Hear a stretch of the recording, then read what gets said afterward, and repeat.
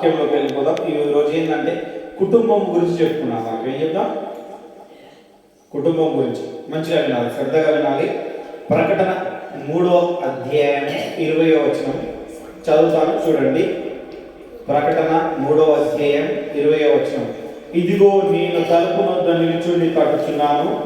ఎవడైనను నా స్వరం విని తలుపు తీసిన ఎడల నేను అతని యొద్దకు వచ్చి అతనితో నేనును నాతో కూడా అతను భోజనము చేయుదుము.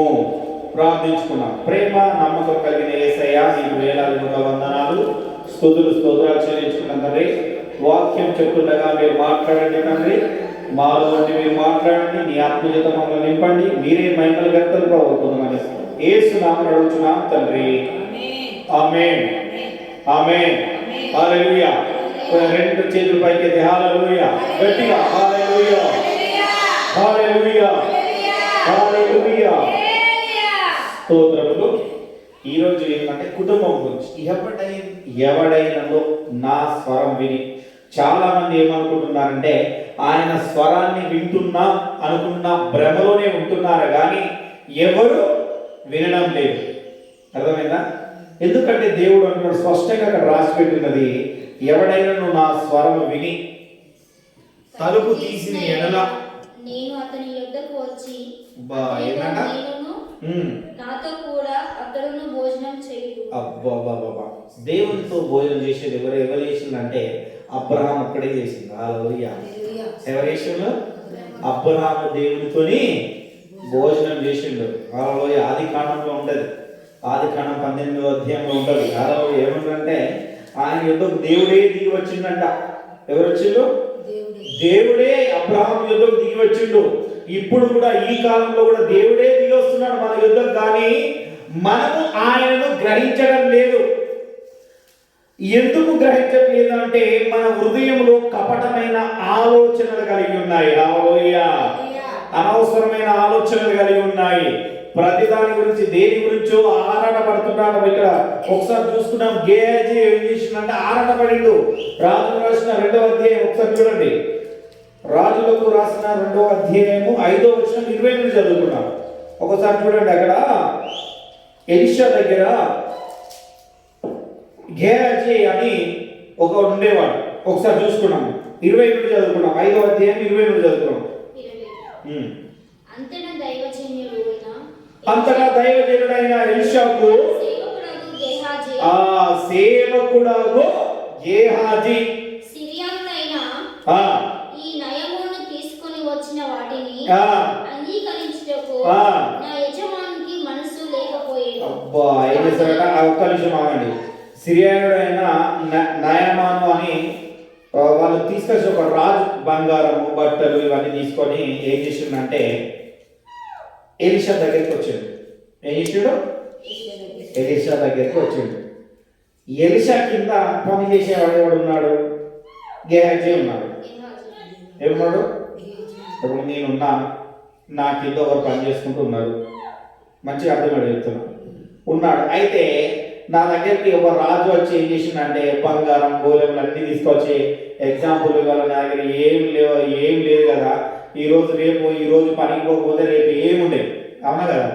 రేపు పండుకోవడానికి కూడా ఏం లేదు అన్న ఉద్దేశంతో ఈరోజు ఏం చేసిందంటే అన్ని తీసుకొచ్చి నా దగ్గర పెట్టిండు. ఈరోజు దేవుడిని ఆరాధించే సమయం అనుకున్నాం. ఎప్పుడు మనకు అర్థమయ్యే సమయంలో అంటే ఈరోజు ఆదివారం.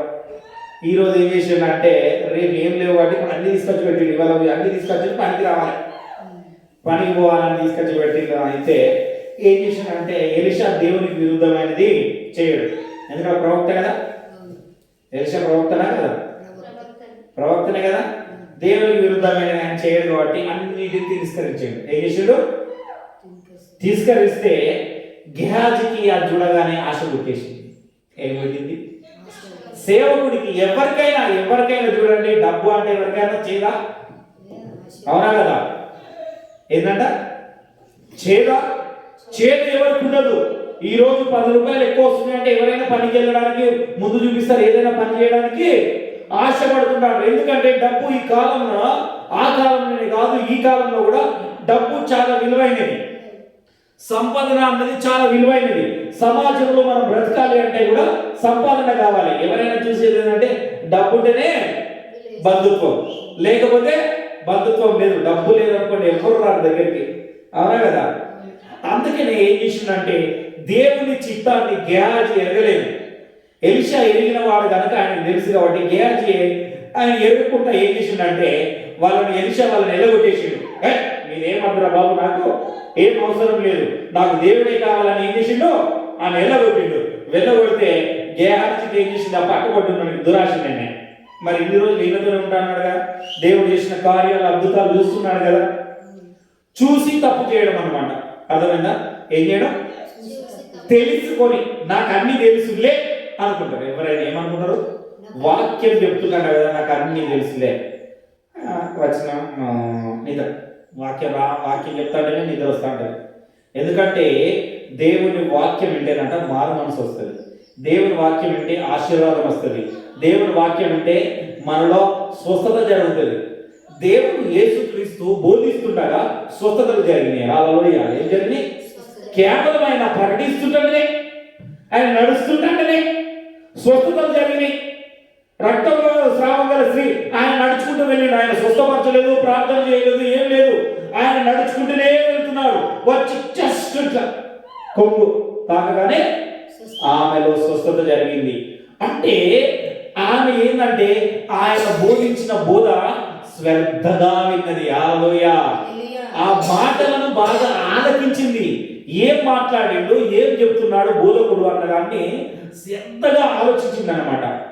ఆలోచించినప్పుడు అద్భుతం జరిగింది. అయితే ఇక్కడ తెలుసు, ఇప్పుడు గేహాజీ చూసుకున్నాం ఒకసారి, మరోసారి చూడండి. యెహోవా జీవం తోడు నేను పరిగెత్తుకొని పోయి అతన్ని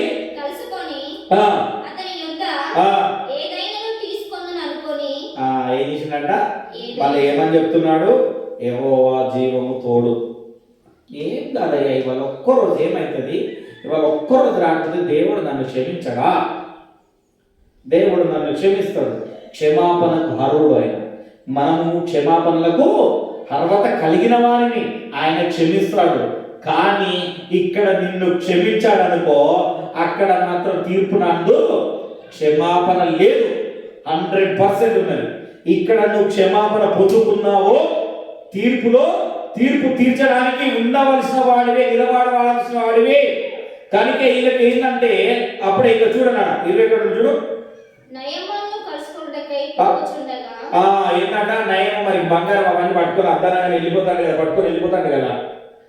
పట్టుకొని వెళ్తుండే. అంటే ఈయన ఏం చేసిండు, కలుసుకోవడానికి ఏం చేసిండు? నయం ఏం చేసిండట, వెనక నుండి వచ్చి వారిని చూసి రథము దిగి వారిని ఎదుర్కొని ఏంటంట మంచి క్షేమంలో అడిగిండు. మరి మళ్ళీ ఎందుకంటే మళ్ళీ ప్రవక్త దగ్గర వస్తున్నాడు కదా, ఎప్పుడు పక్కపట్టున్నాడే కదా. అర్థమైంది నన్ను చెప్పేది? ఎప్పుడు ఏలియా పక్కపట్టు ఉన్నాడు కాబట్టి ఏలియానేమో వెళ్ళగొట్టే వరకు మళ్ళీ ఏమైనా పని చెప్పిండేమో అనుకొని ఏలియా ప్రవక్త ఈయనకేమైనా చెప్పిండేమో అనుకున్నాడు. ఆయన ఏమనుకున్నాడు అంటే ఆయన వెనుక పోతున్నాడు, పరిగెత్తుకుంటూ పోతాడు. హల్లెలూయా. ఏం చేస్తారు కొంతమంది రాజకీయ నాయకులకు ఏదైనా పని కావాలంటే ఆయన పోతున్నాడు, ఆయన వెనుక తిరుగుతున్నాడు. పని కావాలి, మరి ఏం చేస్తారు? పరిగెత్తుకున్నాడు. అంటే ఈయన పరిగెత్తుకొని వస్తున్నాడు. చూసి ఏం చేసిండంటే ఈయన కూడా ఇంపార్టెంటే కదా, గేహాజీ కూడా ఇంపార్టెంటే కదా ఆయనకు నయంకు. ఎందుకంటే మరి ఏమైనా సమాచారం తెచ్చిండేమో, మళ్ళీ ఇంకేమైనా కావాలేమో, ఇవి నచ్చలేదేమో. అర్థమవుతుందా? ఈ భోజనం నచ్చలేదేమో, పప్పు కొడుకు నచ్చలేదేమో, చికెన్ మటన్ ఏమైనా కావాలేమో. మరి చికెన్ అన్న మటన్ అన్న ఏదైనా చేపిస్తే, మరి మాంసం కూర ఏదైనా చేపిస్తే అనుకున్నాడు. ఆయన ఆలోచనలు మీకు అర్థమయ్యే విధంగా చెప్తున్నాను, నేను చెప్తున్నాను. ఆలోచనతో ఏంటంటే తొందరగా ఆయన రథాన్ని దిగేసి ఈయనకి ఎదురుగా వచ్చి అయ్యి అక్షేమంగా ఉన్నావా, నువ్వు మంచిగా ఉన్నావా? కొంతమంది ఏంటంటే అతి వినయం ప్రవర్తిస్తున్నాడు. ఏం చేస్తారు? పాస్టర్ల ముందట కానీ, వాళ్ళ ముందట కానీ, ఎవరి ముందట ఏంటంటే అతి వినయం ప్రవర్తిస్తున్నాడు. అవునా కదా? అలాంటి మనం చూసిన అంటే క్షేమం అని తెలుసుకున్నాడు. అయితే క్షేమం అని తెలుసుకున్నాడు. చదివాను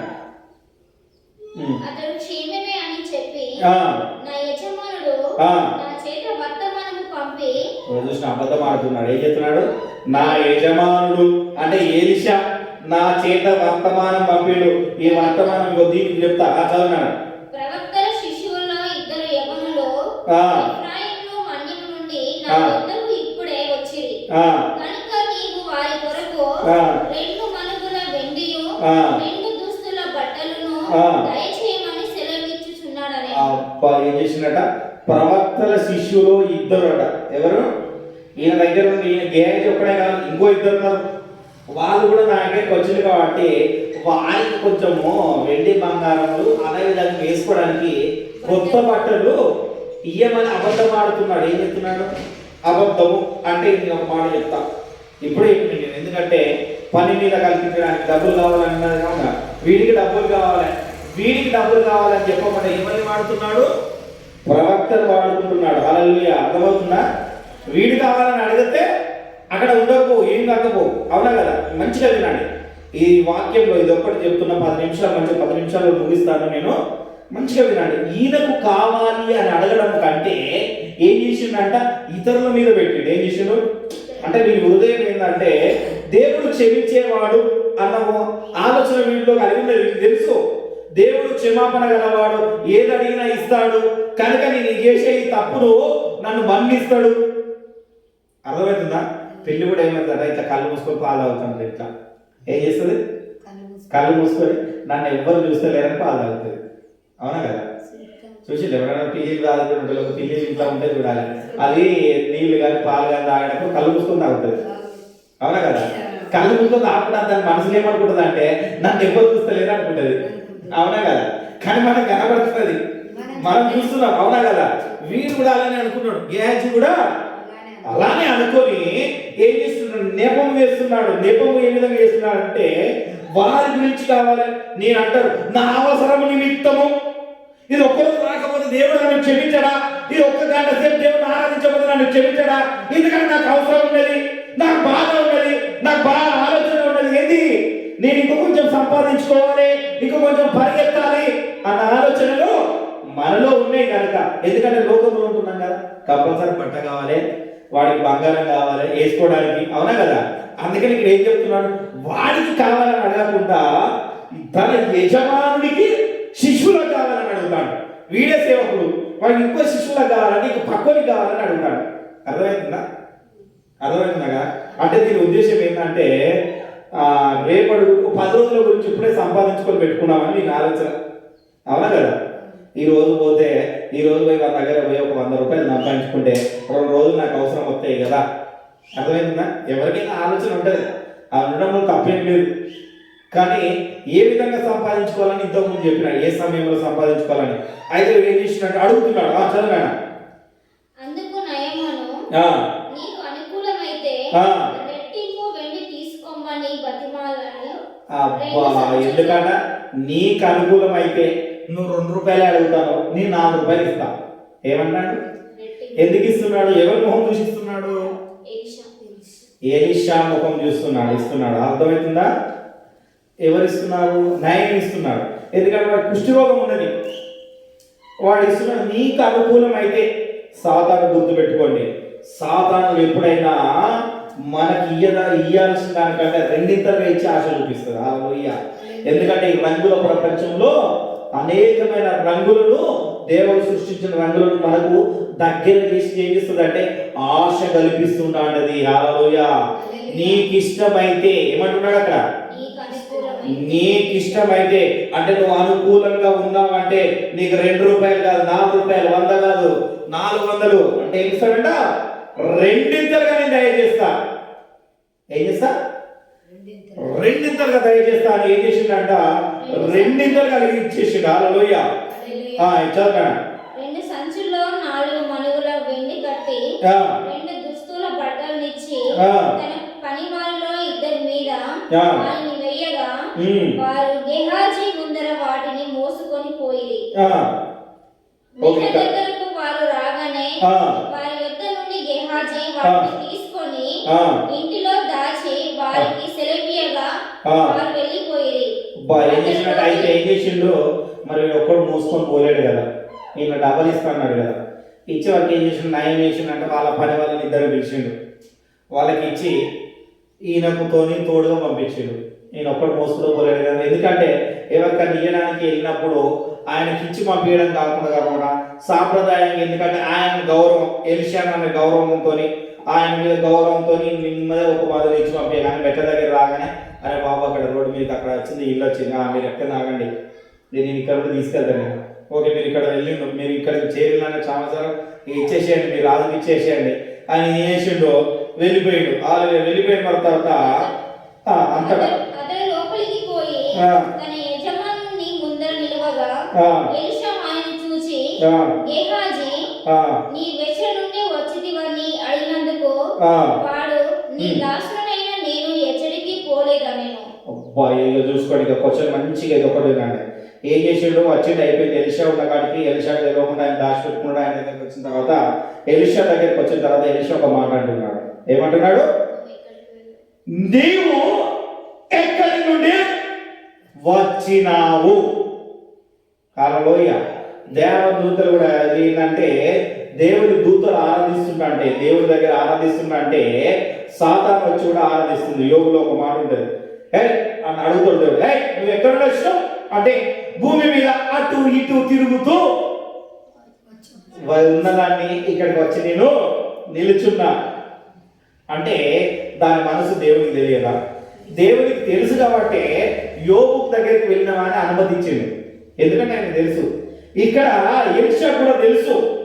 ఎలీషాకు తెలిసి కూడా దేవుడి ఆత్మ ఆయనకు వచ్చింది, చూసిందని తెలిసి కూడా నువ్వు ఎక్కడి నుండి వచ్చినావు, నువ్వేమైనా తప్పు ఒప్పుకుంటావా లేదా? గుర్తుపెట్టుకోండి, తప్పు నిజం చెప్తాడా లేదా అని దేవుడు ప్రతి ఒక్కరికి అవకాశం ఇస్తాడు. ఇక్కడ ఎలీషా కూడా అవకాశం ఇచ్చిండు. నువ్వు ఎక్కడి నుండి వచ్చినావు అంటే, ఈయన ఏమని మాట్లాడుతాడు ఎరికైనా, ఏమని చెప్తున్నాడు ఎరికైనా? చూడండి, చదువు.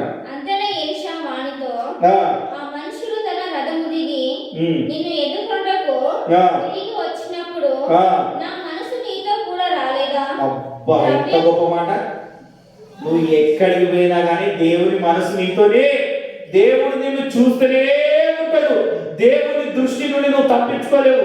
ఈ మధ్యన సీసీ కెమెరాలు పెట్టింది. ఎక్కడ ఏదైనా జరిగిందంటే కనబడడానికి రికార్డింగ్ సీసీ కెమెరాలు, అవునా కదా? అలాంటిదే దేవుని కన్ను కూడా సీసీ కెమెరా భూమి మీద ఇలానే చూస్తుంది.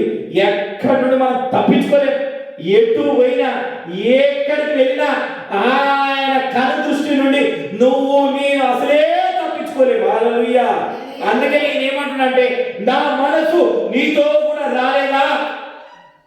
వచ్చింది. ఎక్కడెక్కడికి వచ్చిందట అది కూడా చెప్తున్నాడు. చూడు, చదువు. ద్రవ్యమును, వస్త్రమును, ఒలీవ చెట్ల తోటలను, ద్రాక్ష తోటలను, గొర్రెలను, ఎడ్లను, దాస దాసీలను సంపాదించుకొనుటకు ఇది సమయమా? అబ్బబ్బబ్బబ్బా, ఏందంట?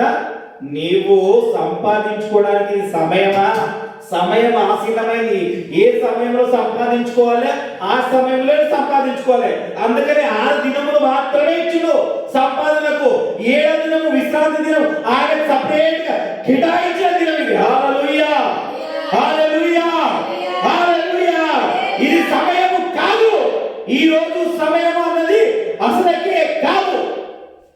కనుక ఈ రోజు ఆయన తప్పు చేసినందుకు ఆయనకి ఏమొచ్చిందంట? ఒకసారి చూడు.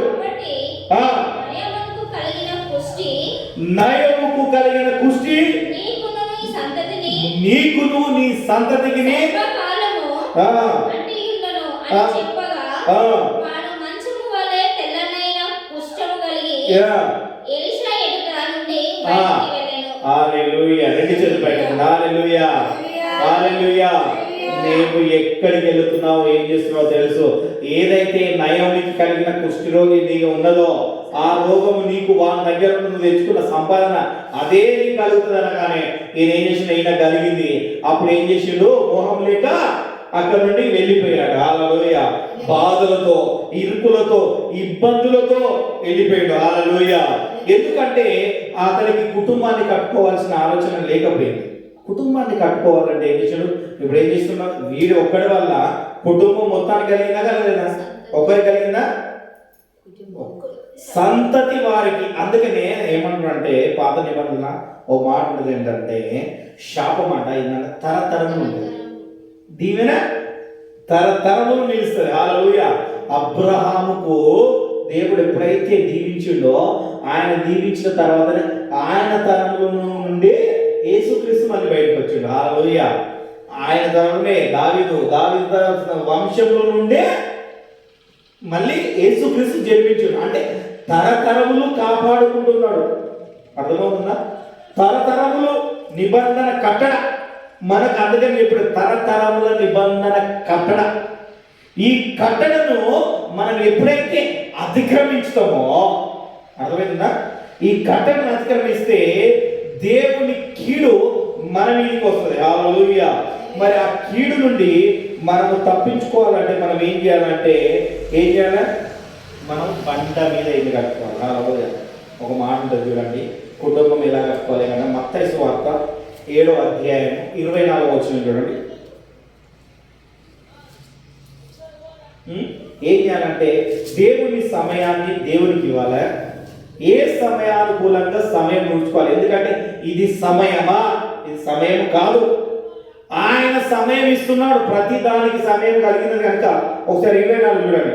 కాబట్టి ఈ నా మాటలు విని వాటి చొప్పున చేయువాడును బండ మీద తన ఇల్లు కట్టుకొనిన బుద్ధిమంతుని పోలి ఉండును. వాన కురిసెను, వరదలు వచ్చెను, గాలి విసిరి ఆ ఇంటి మీద కొట్టెను గాని దాని పునాది బండ మీద వేయబడెను గనుక అది పడలేదు. హల్లెలూయా. ఇక మంచిగా చెప్తున్నా పడండి. దేవునికి ఇష్టంగా అనుకూలంగా నువ్వు జీవిస్తే నీ జీవితంలో ఎంత గాలి వచ్చినా, ఎంత ఇరుకులు ఇబ్బందులు, నువ్వు లేని పరిస్థితి నీకు వచ్చినా కానీ నీకు ఏమి కాదు. హల్లెలూయా. అస్సలకి నీ బాధనే ఉండదు. నీకు ఏమి లేకున్నా కన్నా ఆయన ఎందు అతిశయిస్తాడు. అర్థమైందా? ఏమి లేదు నా యందు అతిశయించుటకు, నా అతిశయము నీవే యేసయ్యా. అవునా కదా? నీ దగ్గర డబ్బున్నా లేకపోయినా కానీ నువ్వు ఏంటంటే క్రీస్తు అనే బండ మీద నువ్వు కట్టబడితే నువ్వు ఎక్కడుంటావు? ఎంత గాలి తుఫాను ఎదురు ఏమైనా కానీ మనం అసలే కృంగిపోను. ఎలీషా ఎక్కడ కట్టబడి ఉన్నాడు? క్రీస్తు అనే బండ మీద కట్టబడి ఉన్నాడు. గెహాజీ మాత్రం ఎక్కడున్నాడు? లోకం అనే బండ మీద కట్టబడి ఉన్నాడు. హల్లెలూయా. అందుకనే ఆయన ఏం చేసిండు? లోకాశలకు పోయి లోకములో ఉన్నదాన్ని సంపాదించుకోవాలనుకొని పోయి లేనిపోని రోగాన్ని తెచ్చుకున్నాడు. హల్లెలూయా. హల్లెలూయా. ఏం తెచ్చుకున్నాడు? లేనిపోని రోగాలు తెచ్చుకున్నాడు. అందుకనే స్పెషల్గా సామెతల్లో ఒక మాట చెప్తాడంటే స్పెషల్గా ఆడవారికి చెప్పిండు. 14వ అధ్యాయం చూడండి. సామెతలు 14వ అధ్యాయం 1వ వచనం చూడండి.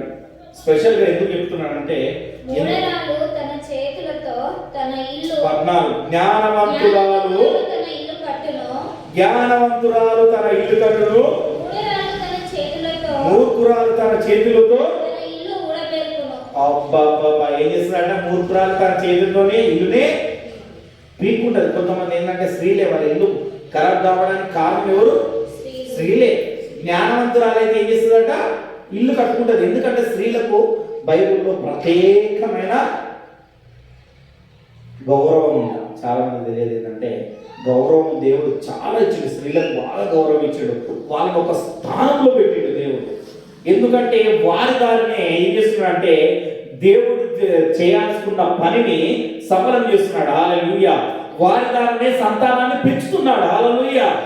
అందుకనే కనుక ఏంటంటే జ్ఞానవంతురాలు ఏం చేస్తాడట? తను ఇల్లు కట్టుకుంటుంది.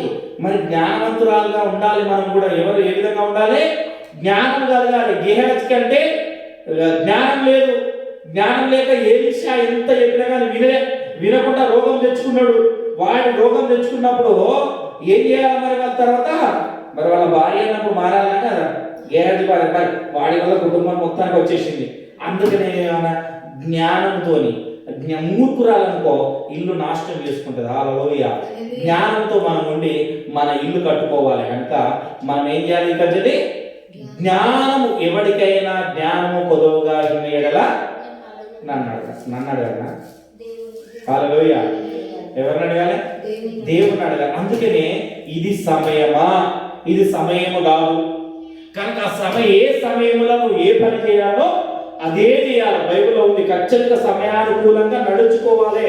ఆ సమయానుకూలంగానే నీ జీవితం నడుచుకుంటే, నువ్వు దేవునికి ఇష్టంగా నడుచుకుంటే, నువ్వు జ్ఞానవంతంతో నీ ఇల్లు కట్టుకుంటావు.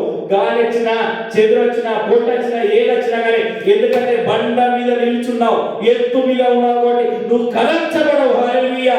లేదు, నీకు జ్ఞానం లేదు, నువ్వు లోకాశలతో పోరాడుతున్నావు, లోకాశంలో ఉన్నావు అంటే గాలి వస్తే ఏమవుతుంది? కొట్టుగా పోతుంది. కనుక ఒక్కసారి మనలో మనం ఆలోచించుకున్నాం. ఒకసారి హల్లెలూయా అందరం మోకరించినట్లయితే ప్రార్థించుకున్నాం. జ్ఞానంతో ఇల్లు కట్టుకున్నామా, లేదా బుద్ధిహీనులమై మనం ఇల్లు కూల్చుకున్నామా, మూర్ఖులమై?